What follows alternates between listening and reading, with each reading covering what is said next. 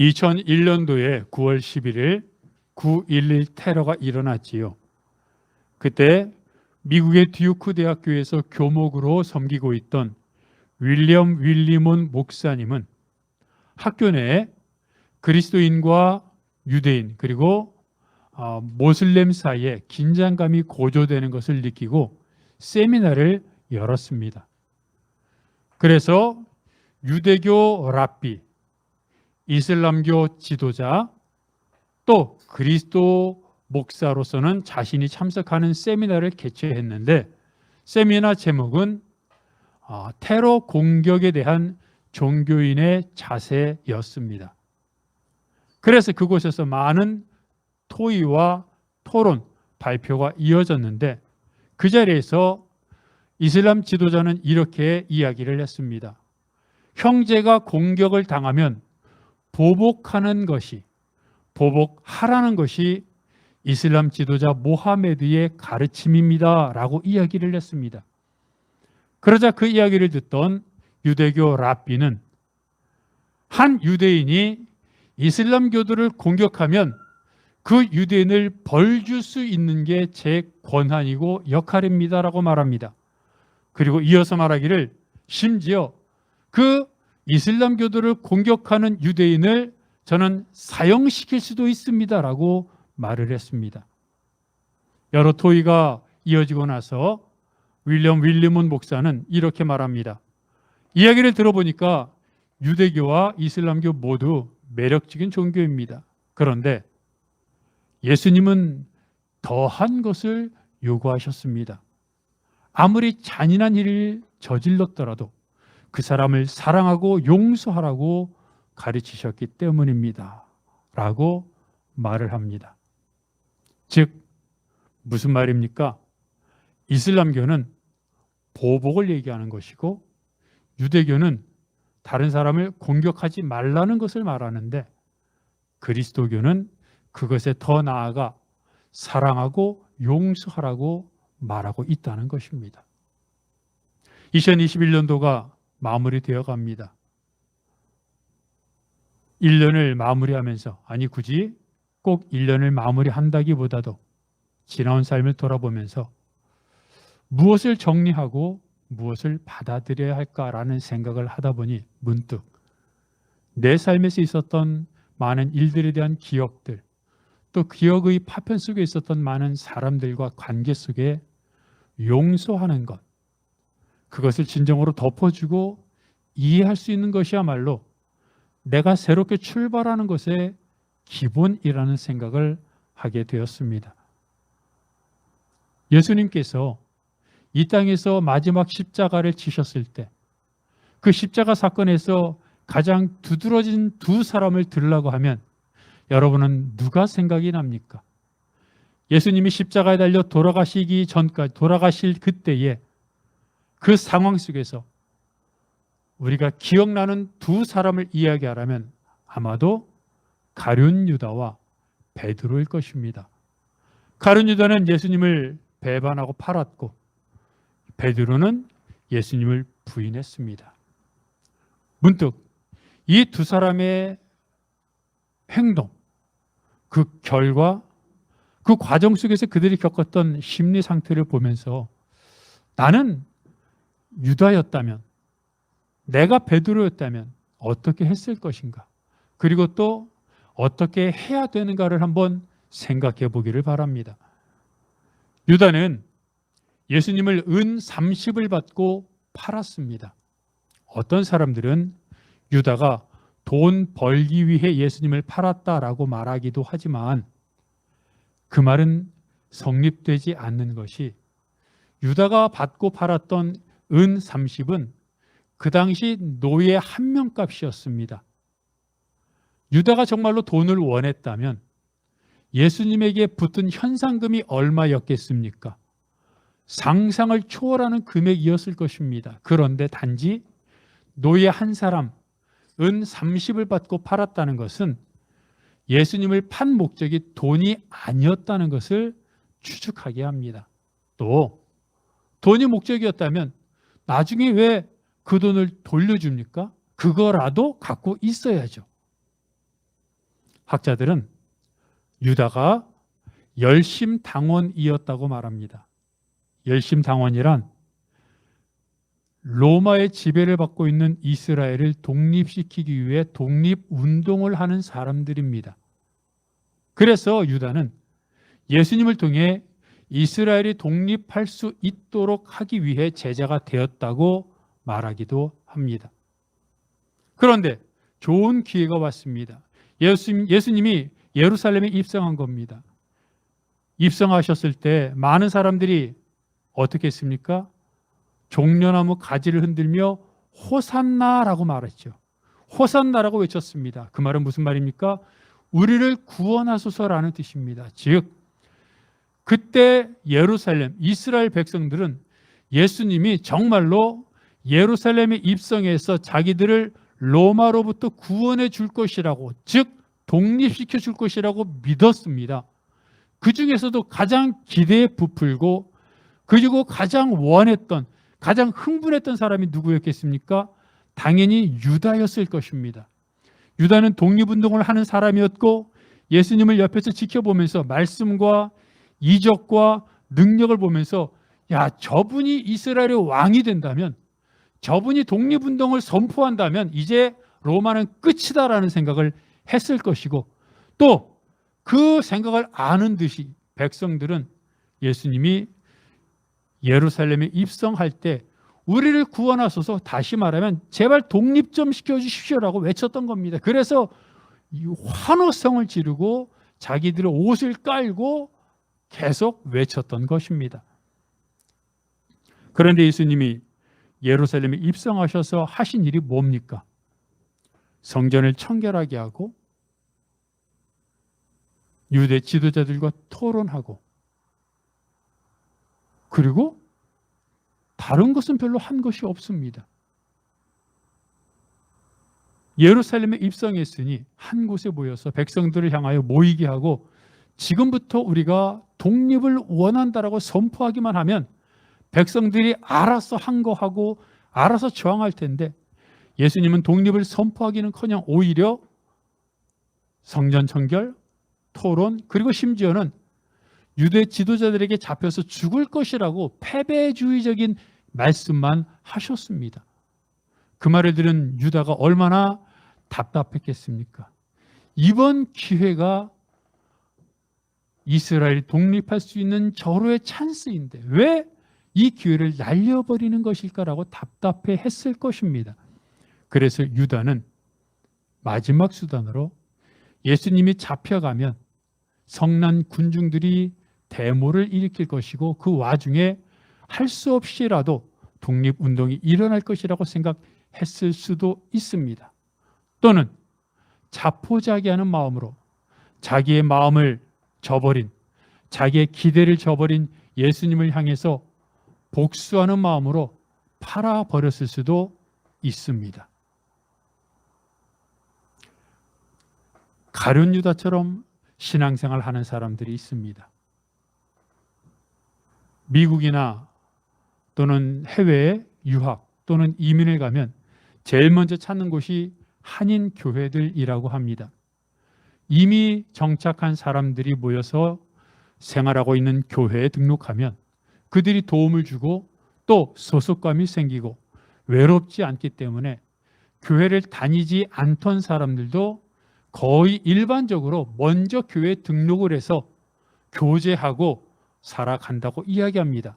그 과정에서 많은 도움을 받는다고들 하지요. 어떤 분은 아내의 끈질긴 권유로 가정의 행복을 위해, 평안을 위해 교회를 다니기도 합니다.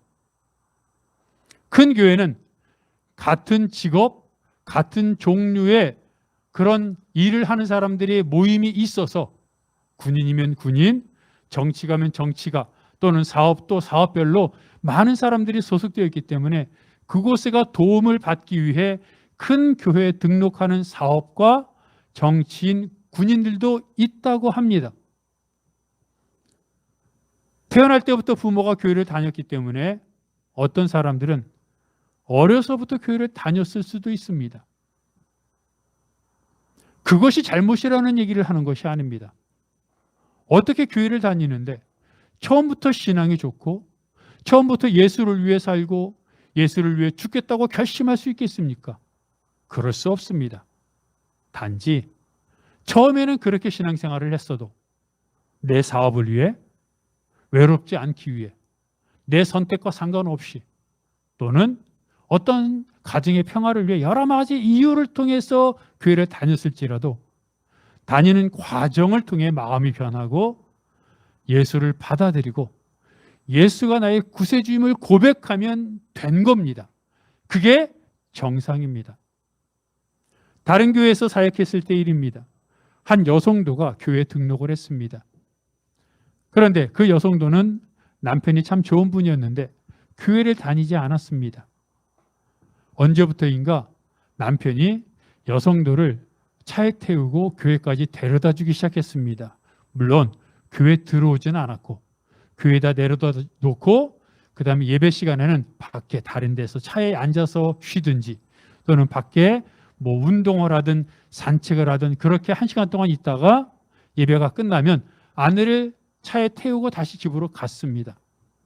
저는 그 사실을 알고 있었기 때문에 그분이 아내를 태우고 교회를 오면 그 시간에 맞춰서 그분을 영접을 했고 잠깐이라도 인사를 하고 교제를 하고 반갑게 서로 대화를 나눴습니다. 그런데 언제부터인가 그분이 교회 안으로 들어오기 시작했습니다. 물론 교회 당으로 들어온 것은 아니고 교회가 컸기 때문에 교회 안, 교회 건물 밖, 교회 테두리 안으로 들어온 겁니다. 뭐 저는 예배드렸으니까 모르지만 그분이 교회 건물을 구경했는지 교회 카페에서 커피를 마셨는지는 잘 알지는 못하지만 교회 울타리 밖에 있던 분이 언제부터인가 교회 안으로 들어오기 시작했고 그리고 또 언제부터인가는 신기하죠? 예배당 안에 들어오기 시작했습니다. 예배당 맨 뒤에 앉아서 맨 끝에 앉아서 예배를 드리기 시작했습니다. 그러더니 나중에는 신방을 받을 때 신방을 일부러 그 남편이 퇴근한 시간에 받겠다고 해서 가니까 퇴근한 남편이 함께 신방에 참석해서 예배도 드리고 하게 되었습니다. 결국 그분은 지금 안수 집사가 되어서 교회를 섬기며 신앙생활을 하고 있습니다. 이게 정상이라는 겁니다.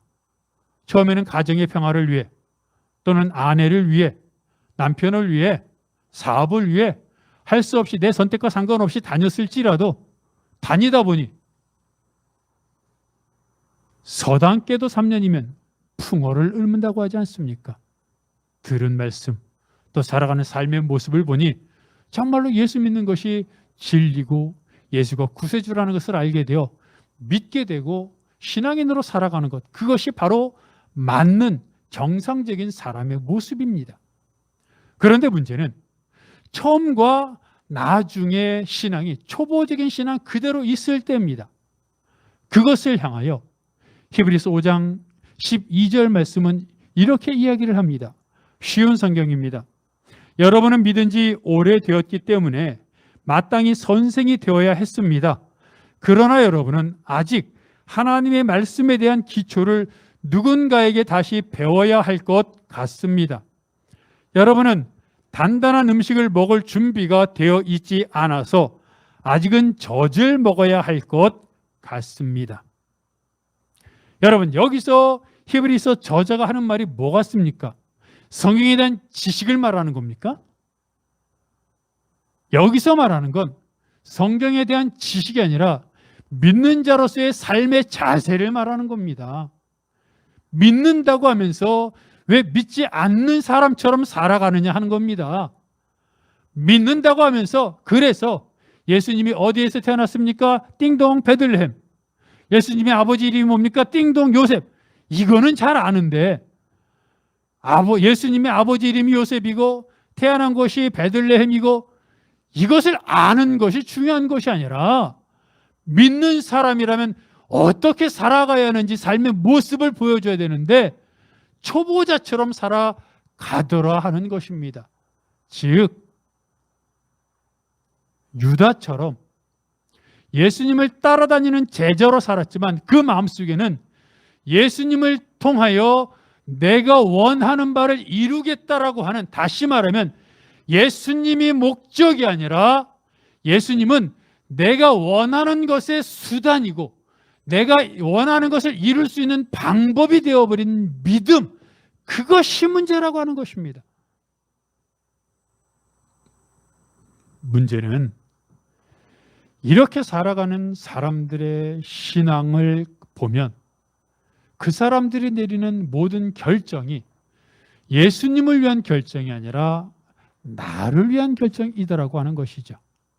그래서 내 이익과 또 나의 유익 또는 내가 생각한 방법대로 살아가기 위해 예수님을 때로는 이용하고 하는 모습을 보게 된다는 것입니다. 결국 유다가 예수님을 판 것도 뭐 사람들이 말하는 돈 때문이었든지 또는 열심당원이었기 때문에 자신의 기대를 저버린 예수님을 미워해서 팔았던 것이든지 이유가 무엇이든 자신의 기대와 다른 예수님을 용납하지 못하고 결정한 것 아닙니까? 이게 유다와 같은 신앙을 가진 사람들이 갖는 결정의 잘못입니다. 그런데 이 잘못은 이것으로 끝나지 않습니다. 이미 잘못을 했습니다. 이미 예수를 팔았습니다. 그런데 예수가 어떻게 되었습니까?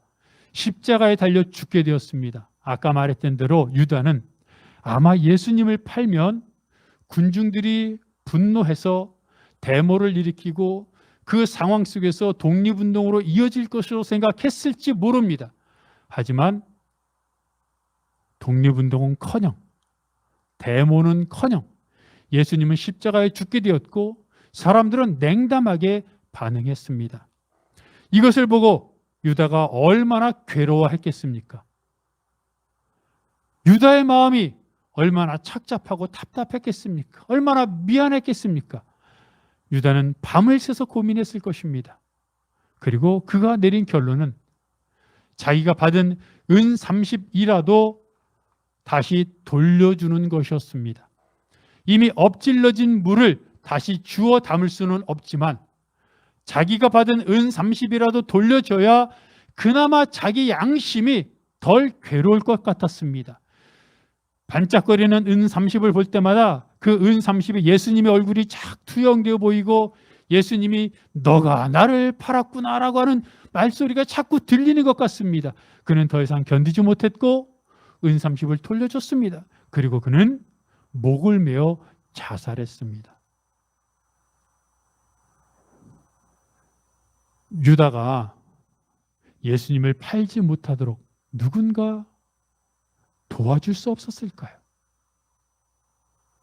성경을 보면 예수님이 유다를 향하여 예수님을 팔지 말라고 수없이 많은 말씀을 하신 것을 알게 됩니다.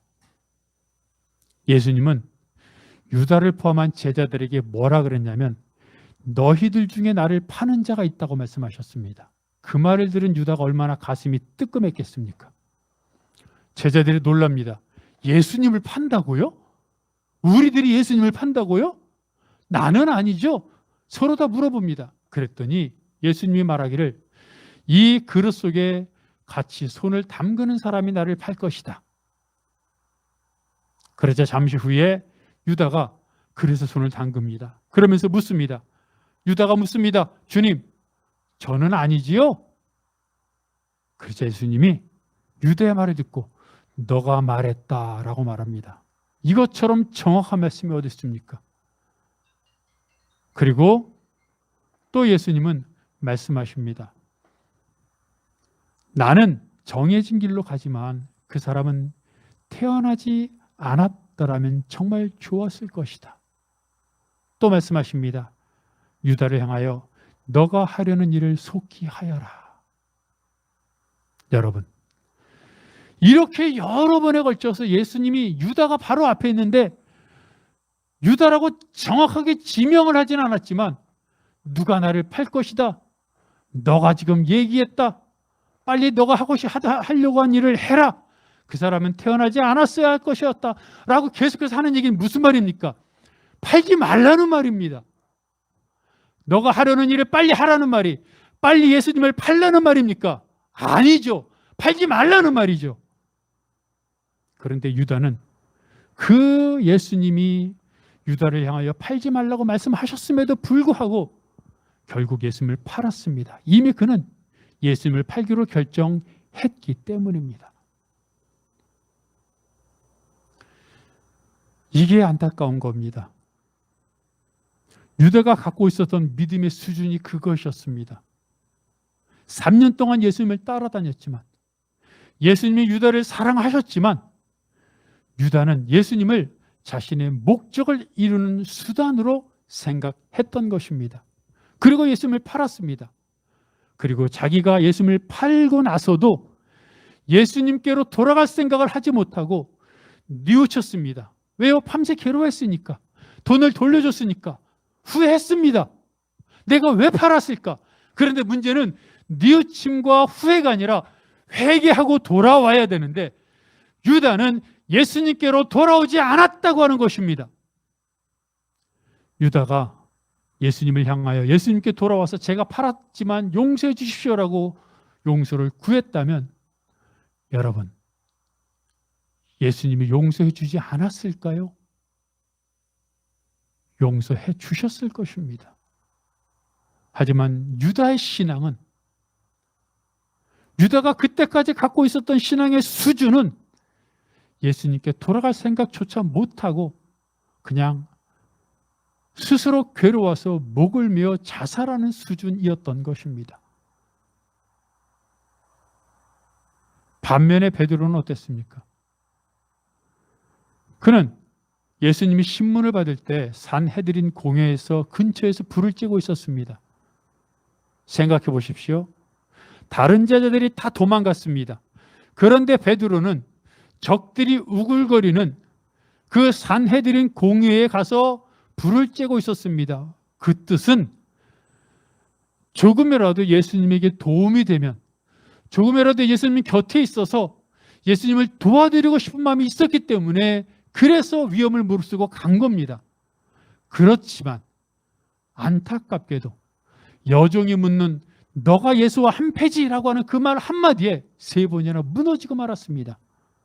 살기 위해 정신없이 부인하다 보니 달기 3번 울었고 달기 울고 나자 정신이 번쩍 들었습니다. 그리고 나서 예수님을 쳐다봤더니 예수님이 베드로를 바라보고 계셨습니다. 저는 그 생각을 할 때마다 가슴이 오그라듭니다. 예수님을 3번 부인한 베드로가 예수님을 쳐다봤을 때, 그때 베드로를 보고 있던 예수님, 베드로와 예수님의 눈이 마주친 겁니다. 얼마나 속이 타오르고 뜨끔하고 얼마나 부끄러웠을까요? 얼마나 창피했을까요? 베드로는 정말로 주를 위해 죽고 싶었습니다. 주를 위해 죽을 수 있었습니다. 그런데 그렇게 다짐을 했음에도 불구하고 막상 너 예수와 한패지라고 하는 여종 말 한마디에 무너지고 말았습니다. 그래서 성경은 뭐라고 말합니까?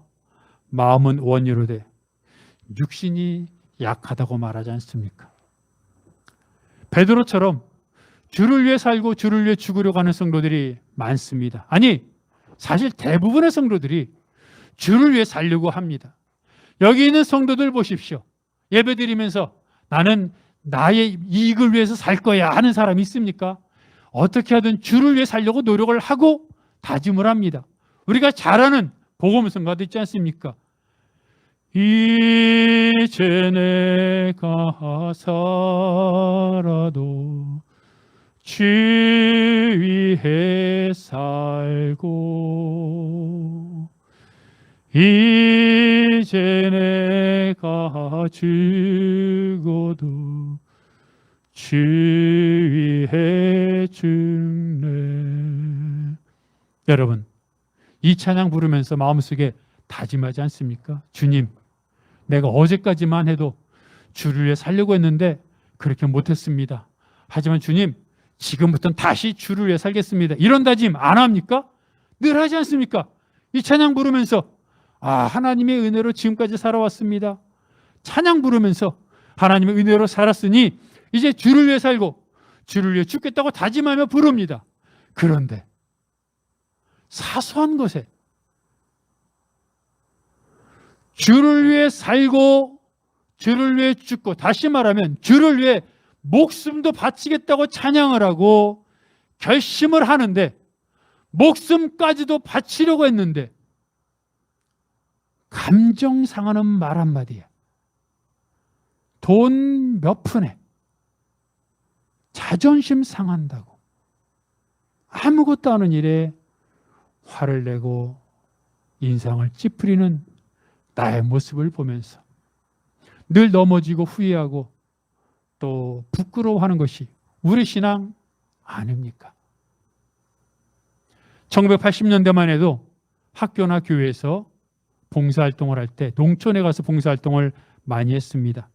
교회에서도 학위수련회를 농촌과 연계해서 봉사활동을 했습니다.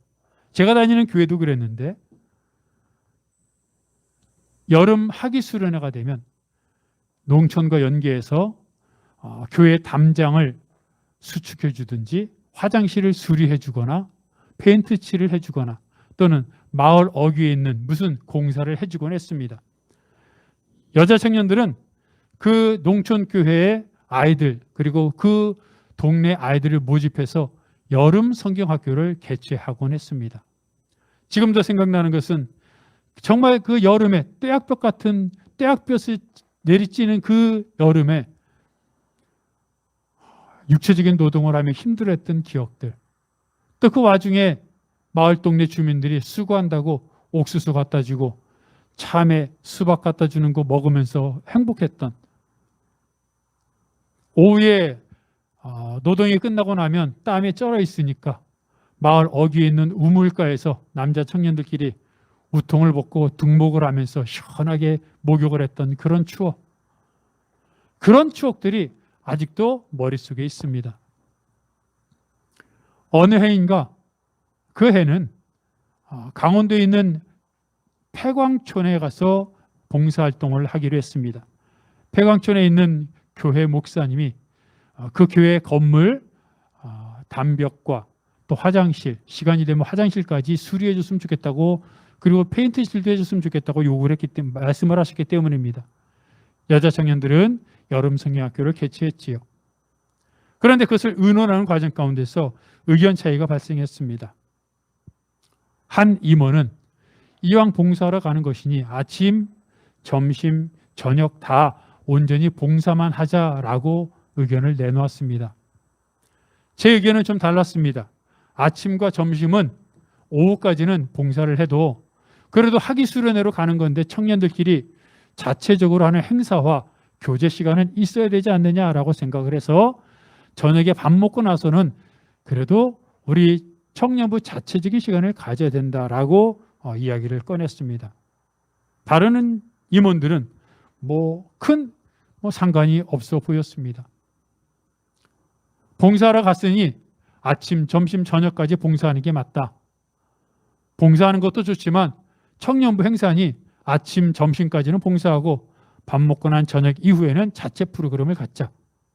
여러분들은 이 이야기를 들으면 어떤 게 더 낫다는 생각이 듭니까? 근데 그 당시에 저는 저녁 행사는 자체적으로 갖는 게 더 낫다는 생각을 했고 그걸 주장했고, 다른 임원은 끝까지 전체적으로 모든 봉사를 하자고 이야기를 했습니다.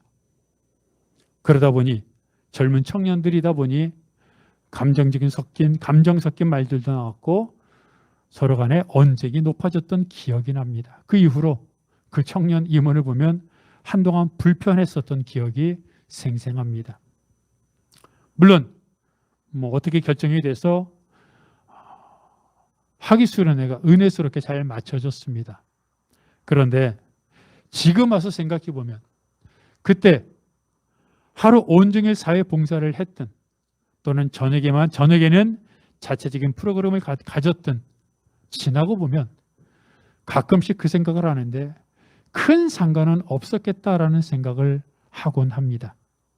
그런데 그때는 뭐가 그렇게 중요했는지, 내가 내놓은 의견은 맞는 의견이고 다른 사람이 내놓은 의견은 틀린 의견이기 때문에 무조건 내 의견이 채택이 돼야 되고 내 생각이 관철이 되어야만 그게 옳은 것이라는 생각이 강했던 것 같습니다.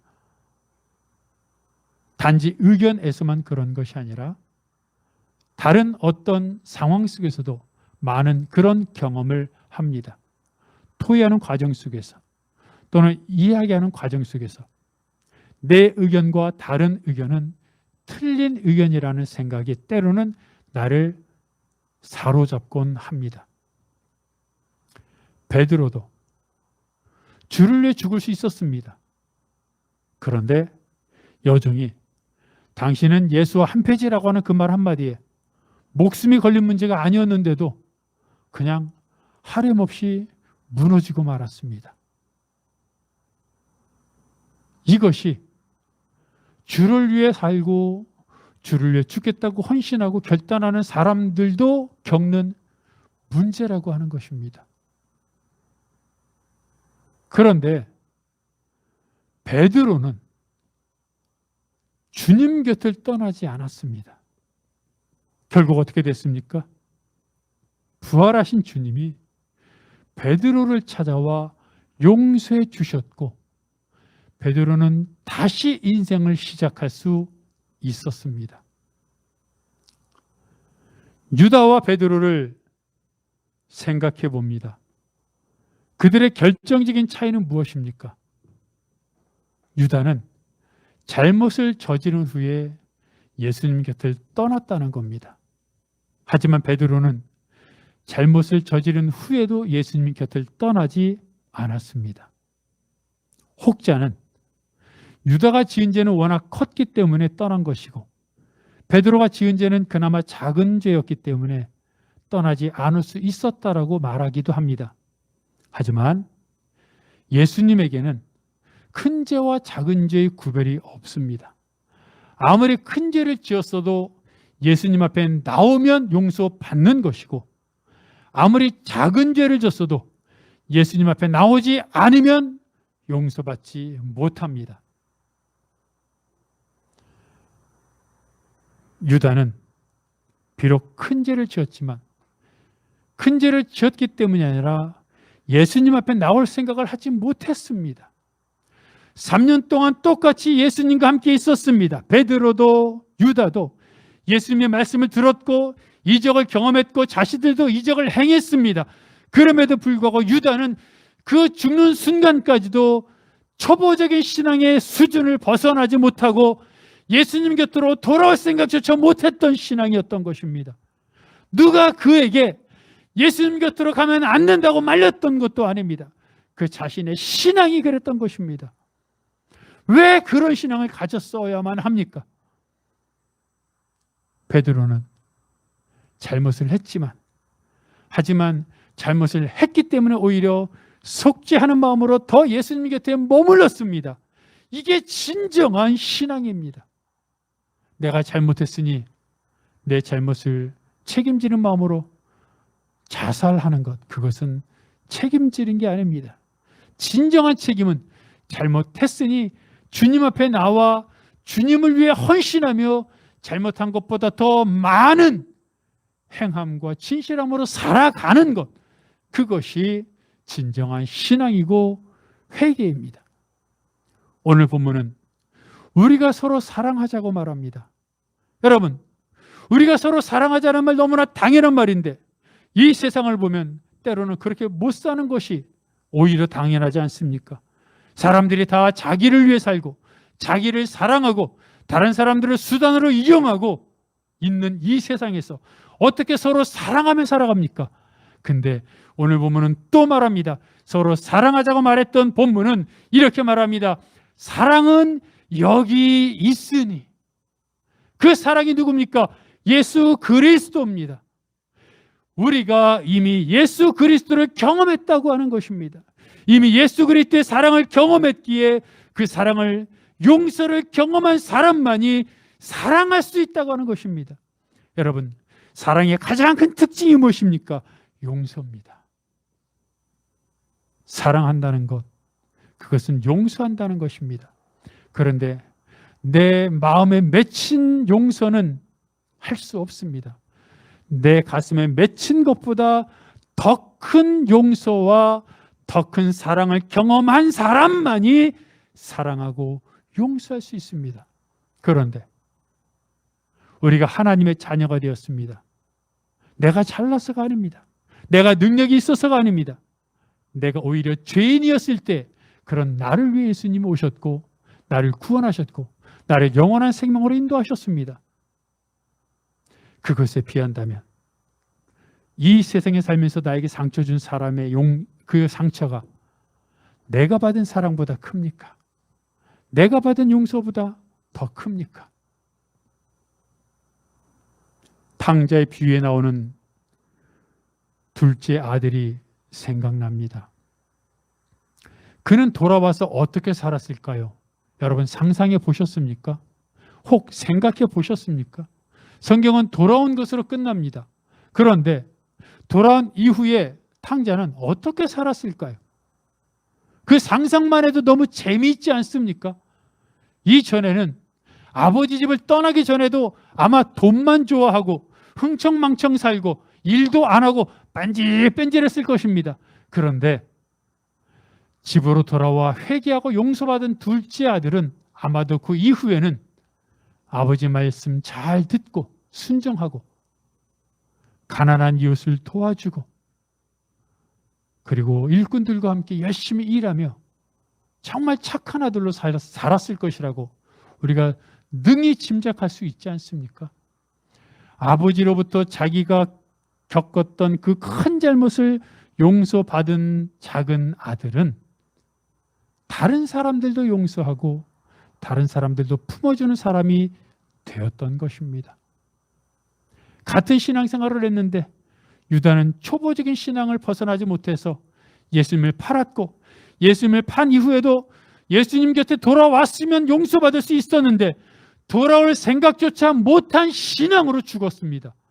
하지만 베드로는 예수님을 부인했지만 예수님을 사랑했기에 예수님 곁에 머물렀고 결국 예수님께 용서받고 또 다른 제2의 인생을 살 수 있었습니다. 우리들 중에 잘못하지 않은 사람이 있습니까? 우리 중에 2021년도를 살아가면서 늘 나는 잘했다고 당당하다고 떳떳하다고 말할 수 있는 사람이 있습니까? 우리도 누군가에게 상처받았지만 또 누군가에게는 상처를 줬을 것입니다. 2021년도를 마무리하면서 정말로 내가 이제는 하나님께 많은 사랑을 받았으니 많은 용서를 받았으니 다른 사람을 용서하고 그들을 품어주고 정말로 돌아온 탕자처럼 이웃과 가족과 성도와 사람들을 더 사랑하고 품어주며 그들을 하나님께 인도하는 믿음의 삶을 살겠다고 사랑이 여기 있으니 예수 그리스도가 사랑이요 사랑이 여기 있으니 내가 바로 사랑이라고 당당하게 말할 수 있는 그런 신앙으로 살아가는 여러분들이 되시기를 주님의 이름으로 축복합니다.